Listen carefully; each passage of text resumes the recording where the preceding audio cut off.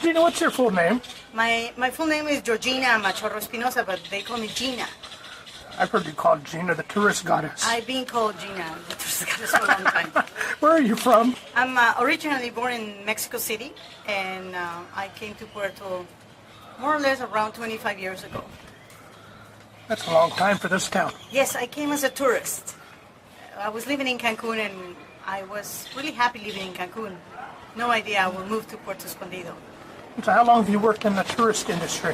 I started working since 1987. I work in hotel business in Puerto Vallarta. The bilingual needs, it's been always important in that industry, so I work as a front desk lady. A few months later, I was the bingo girl at the swimming pool and activities director. And then I jumped to another hotel, and I was the MC and the Mexican Fiesta every first days when the timeshare people will arrive to the beach, Miss Maloya. And then I worked for Cristal Vallarta for many years in St. Puerto Vallarta. It was public relations and activities. Languages you speak? I know you speak English, but I've heard you speak French and German. My English comes, and because when I live in Cancun, the French Canadian used to come, I started getting understanding with my ear was good, and my French started pumping out from time to time. I took lessons when I was younger, and that gave me a chance to start spreading my language skills with my ears. Some Italian, a little bit of German that I'm trying to learn as I go along. I like languages, and I enjoy Japanese, and my Chinese still very slow, but little by little. I remember Mandarin. You said hello in Mandarin. How do you say? Do you remember now? And then New Hao. There we go. Yes, I can do it. Well, I can't. How many tourists in Puerto Escondido do you assist in a given year? More, más o menos. Well, I have statistics since I arrived. When I was paid by the government, the tourist booth starts a little Pepsi can. It was donation from the Pepsi company owner, and then we start just giving statistics to prove that it was important to have the tourist information booth in this area in the Adoquín. And that started, I attend in 1 month, 300 people. First month we start. And then because I like numbers, by accident I start checking more things and where the people come from, how long they're going to stay. And then the government of Oaxaca in those days have a wonderful person in statistics who managed the information from the government. And he starts sending beautiful formats that I still use, either that the government doesn't pay my job anymore. So I keep giving myself the statistics to know a little bit what's going on, where people stay, where they come from. So in a month, I can tell you that in the slow season, I attend around 8 nationalities plus anything else from Mexico all over the country. And in the high season, I can get to 31 nationalities visiting Puerto from all over the world, and all kinds of Mexicans coming from all over Mexico. How much do you think, when I first came here, it seemed like foreigners were the main source of tourism, other than Christmas and Easter. Is that still the case, or is it more Mexicans now? I see Mexicans are always been fan of Oaxaca coast. When I grew up, I remember in high school and junior high, I'll hear Cipolite as a place to come. More and more I hear that people like to visit Cipolite, still a very interesting icon of Mexico because it's the first nude beach declared in Mexico. So between the hippies and the surfers, I think today is the time that people like to visit the other beaches that they find out we have, like Huatulco, like Puerto Angel, and then the lagoons of Chacagua. It's always been a priority for the federal government, state government. People visit the lagoon of Chacagua. It's a black community. If a tourist were to come to Puerto Escondido for one day, what would you want to show them? It's so hard. Puerto has 10 points of beaches, wonderful mercado. El Adoquín that is also interesting is at night. So what I've been finding now, that people come from Huatulco, want to spend one day just to research Puerto. Foreigners and Mexicans who never stopped before, or they went to the Virgin of Tequila, that's 4 hours away, they stopped one day. What to do? Well, first thing, they had to see the bahías. They had to go in a boat and visit Puerto Angelito, Manzanillo, Carrizalillo, and see the beaches and come back. And I think that gives them a clue more about what's Puerto. And then, of course, I had to say, come and visit the Adoquín at night, but before that, sunset and surfing. That is our main activity in sports, and it's maybe the beginning of the mecca of surfing in Mexico, Cicatela. But if they come and stay a little bit longer, I would love to show them the Mercado in my walking tour, and that gives them the idea a little bit of a different town. We don't have a downtown. This is the only place in Mexico that I know that the tourists, for some reason, the Spaniards, never stay. And for that reason, there's no precisely a Zócalo where the market and the police and the stores and the commercial areas together. So Puerto is very spread out. If you pass by, you don't recall or see where is downtown. You know, we're still looking for downtown. So I call the Adoquín downtown. I think is a main thing to visit in Adoquín at night also. I know you do a lot of tours, and it seems to me a lot of your tours have a cultural theme behind them, like when you do Day of the Dead tour at the cemetery, or your walking tour of Puerto Escondido. I saw one of your photos the other day of where you had a foreigner learning how to make tortillas on a traditional grill. Yes. What type of culture, why do you like showing the culture of Mexico? Well, I think at the same time that when I arrived to Puerto, I started inventing myself to do the walking tour. I wasn't planning to work for the government or being independent as people think you could be so easy in Puerto Escondido. So my first thought was to start doing a walking tour. I had run enough money to see and check the area. I started interviewing the mayor in those days, was Don Daniel Bramblett, visiting the Mercado that was more wild than it is today, but still magical. I see myself as a Mexican who enjoy the nature of our culture, the roots, and little by little I get to be myself Mexican studying ourselves. And that's how I am today. And the languages that help me. I love nature. So, turtles, I did a research in 1983. I worked for a biologist in Mexico City, was the first embryology work for sea turtles. And we ended having the turtles born in Mexico City in an incubator. It was the first time the University of Mexico and Polytechnics worked together. Those things that I never know why I did it, I'm happy I did it. Because today I find out that we live in the main kingdom of mama turtles coming lay eggs in Mexico and maybe in the world.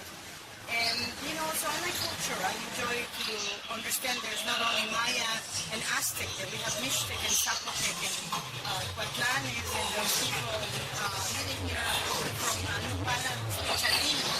And as a Mexican, I never knew these things. I didn't know about the black communities on this side of the world. I knew about Veracruz because I was thinking the Spaniards arrived that way. They brought the slaves and whatever. So here I am today learning that there's many things to show you and many things for ourselves to learn that we still have, like cacao, for example. A few years ago, you led a small group of tourists to an Afro-Mexican community, Azufre, and I know you take people to tours to other small towns. Why do you take people to these small towns? There really isn't much to see. The amazing thing is that by accident working here at the tourist booth, I met the Padre Glynn, who's a guy, Afro guy from, I think he comes from Dominican Republic or Haiti? Some of these islands. And anyway, Trinidad and Tobago. And he ended up being a priest in El Ciruelo. And I met him by accident. He came to ask me something, maybe for a map or something, and that's the beginning of the connection. And he told me they will have a special event. It will be the first one on the quality of what's going on in the black communities. And I ended going there with some foreigners, a couple from Minnesota, a teacher, an English teacher from Colorado, and it was so fascinating. There was people from the Times, from New York Times, and it was somebody from LA, journalist, searching for black communities in Mexico. I met a teacher from North Carolina, Mexicana, Marco Polo, who's been writing books about the black communities. And all that took me to another level, that things that almost by secret that happening in my country and today in my state of Oaxaca, here on the coast, and nobody knows that this is going on. There's people doing studies, all kinds of science, learning experiences of animals or plants, and we don't know about it. And by accident, I've been finding out that we're number one state with, for example, ferns. people still study the ferns in the state of Oaxaca. We're number one in the world. We're number one in the world with reptiles, and we have the turtles and iguanas as well. There's a study of iguanas from the University of Umar here nearby. Then the black communities, people start coming from other countries to looking for these black communities, and they ended here in Puerto for one day, and I ended by accident meeting them for a map. Same as archaeologists who come to study Rio Verde and Tututepec, so all those things grab also my Mexican attention. And why not to visit a little village? I think every village has magic. I think Puerto, it was already a magic town before the declaration of Mexico Fonatur, Pueblos Mágicos. So I see magic in our culture, I see magic in what we have, and I love the people, I love the food, and I understand our nature, so all that brings me to giving more culture to the foreigners who visit. That's why.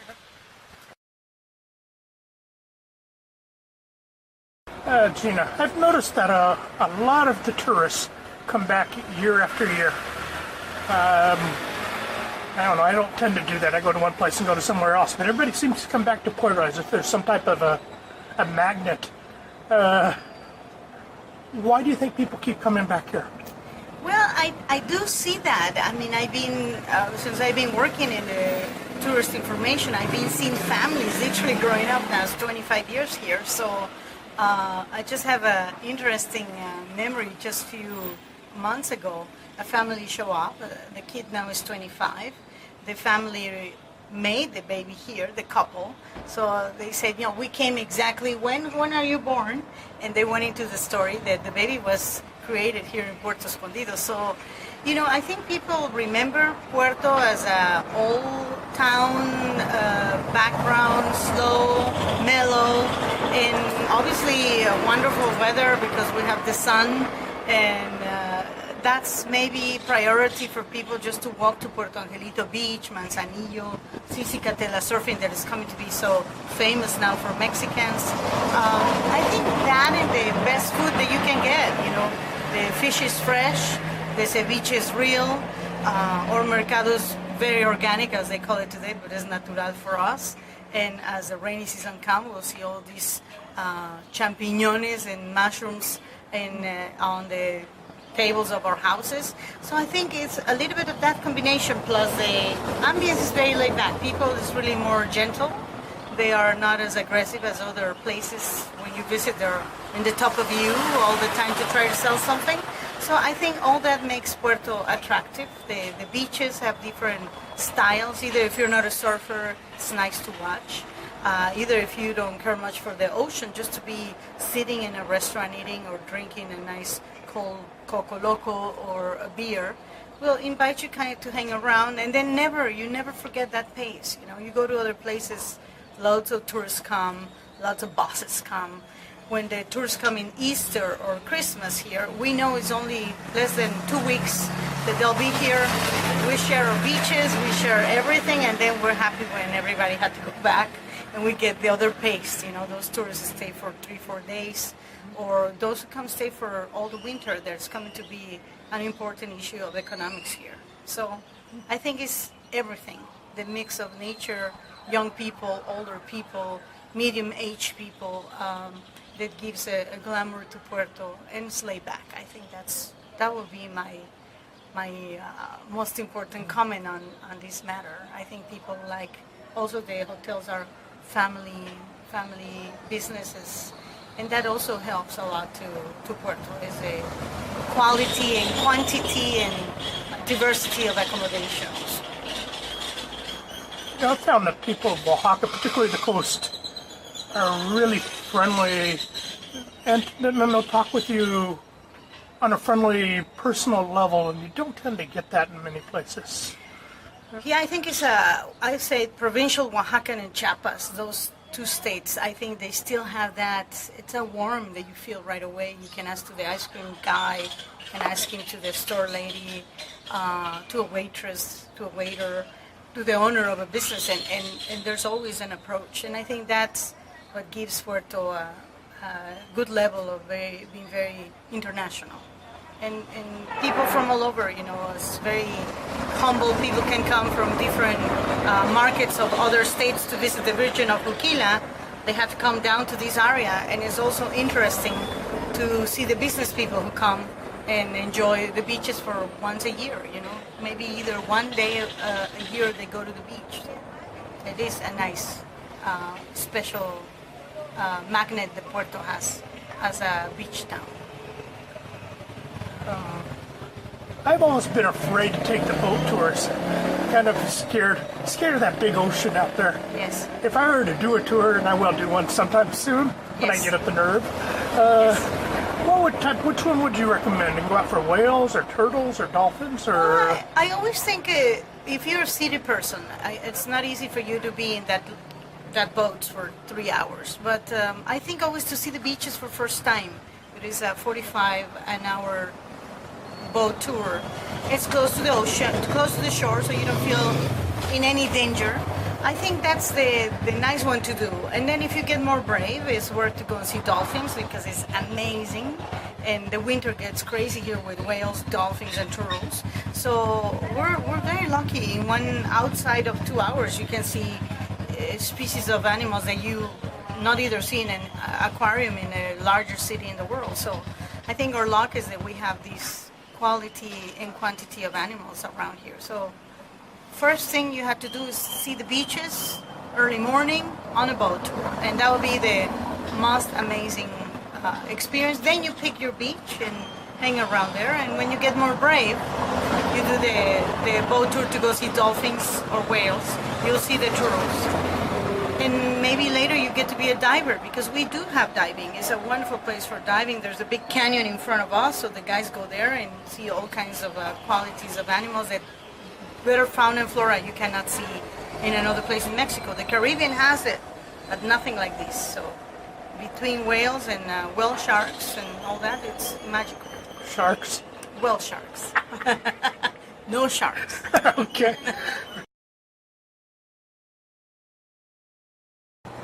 Years ago, I was told never to eat the grasshoppers, chapalinas. Yes. And the reason I was told not to eat them is because the farmers go out in the field and then they spray, and then their children go out and collect the grasshoppers. Okay, I know that's not true, Yes. supposedly. What have you heard about that? Well, it's true that the chemicals are new to these areas. Either the state of Oaxaca and Chiapas are being fighting to create more of the organic free markets and not ended in the chemical industry.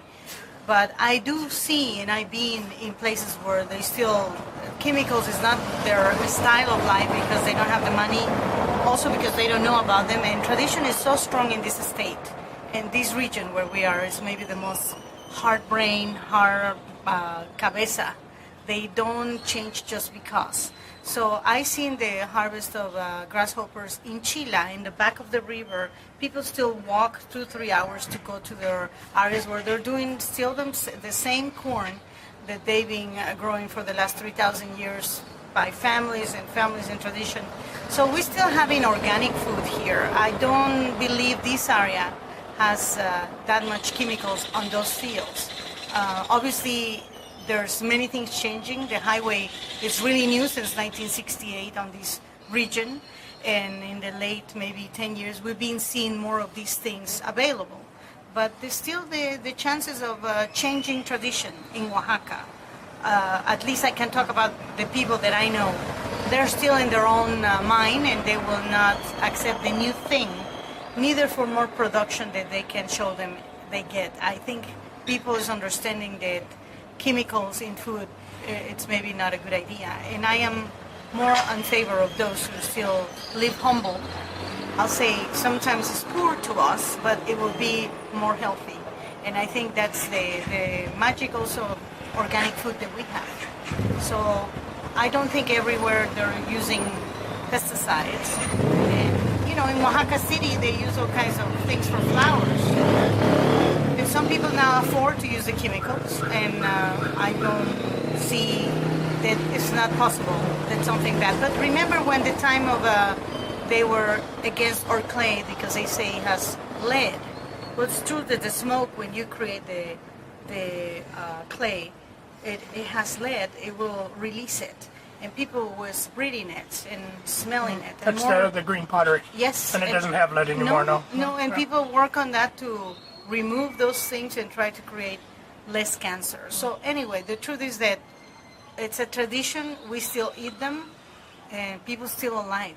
So I think that's the most important reality. The tradition of diet here keeps people going. So. I assume you eat chicatanas. The Chicatanas. termites, the big black ants. They're coming. The big giant ant is going to be here in a few weeks, literally, on the first rain. We're hoping to have a lot. Last year, 1 kilo used to cost almost 1,000 pesos. The salsa is very unique. People use it in different dishes here, but the chicatana is maybe one of those 140 bugs that we eat in Mexico. That we're lucky to have them here in Puerto Escondido. So get ready, because there's wonderful dishes in the mercado and people have them at home, and I love that salsa. It's my favorite.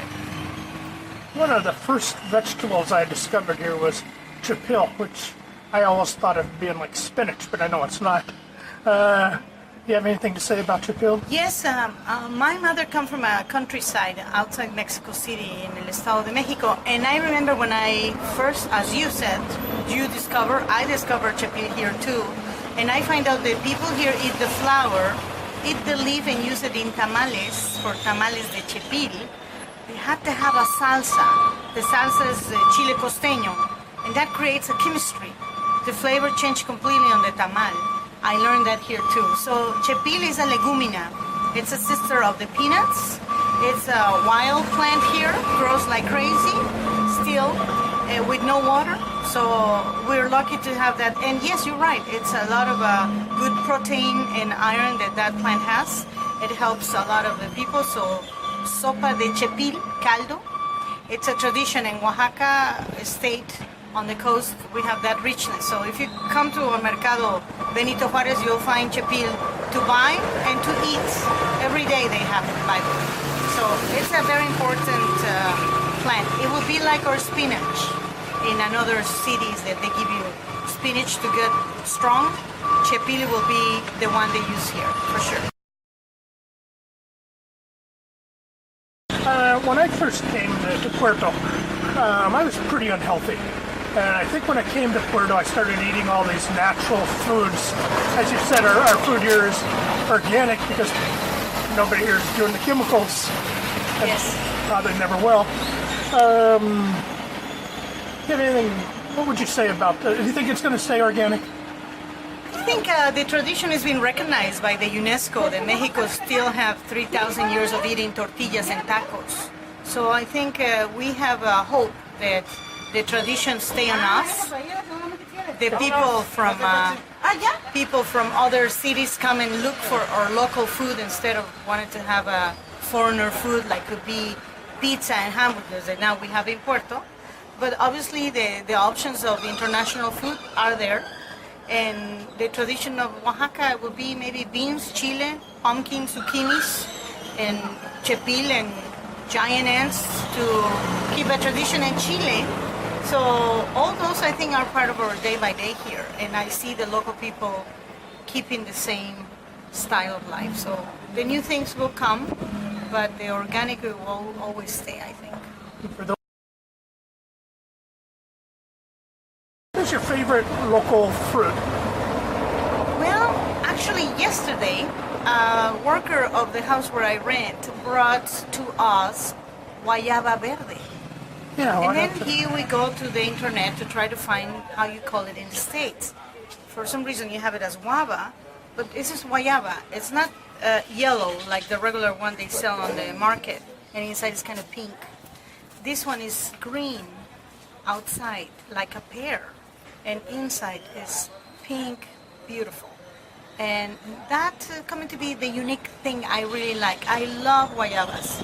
I either have a joke about me lleva la guayaba. It's almost like cow, how, what the hell's going on? So I think guayaba will be my special fruit. Like right now we have tons of mangoes for 1 peso a piece, or trees falling down on the streets. But I think guayaba will be my favorite.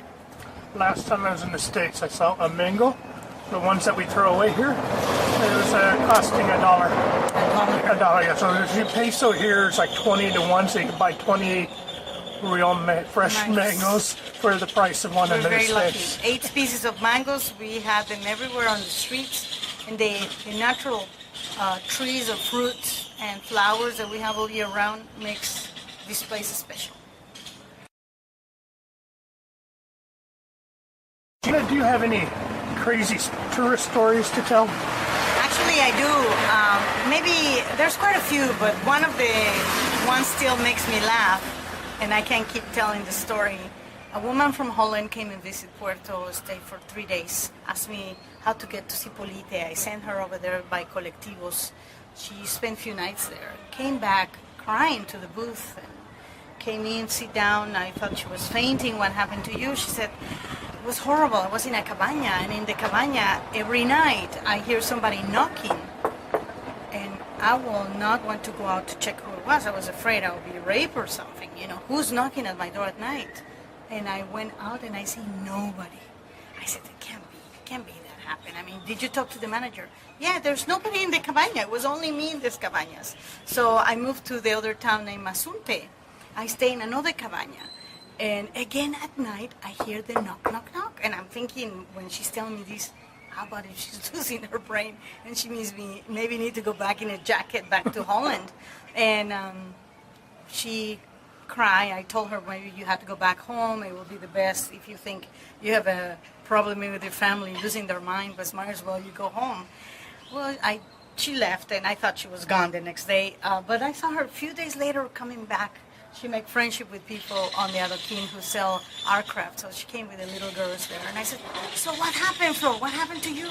Did you understand what's going on in your brain? And she said, guess what it was? It's a gecko. I did not know you have geckos, and at night they make... I thought they were knocking at the door. So that's the gecko story. And my friend Flora is still my friend every time we see each other. Once a year when she comes and visits again, we laugh about the story of the gecko knocking at night on the cabañas only at night. They eat the mosquitoes anyway.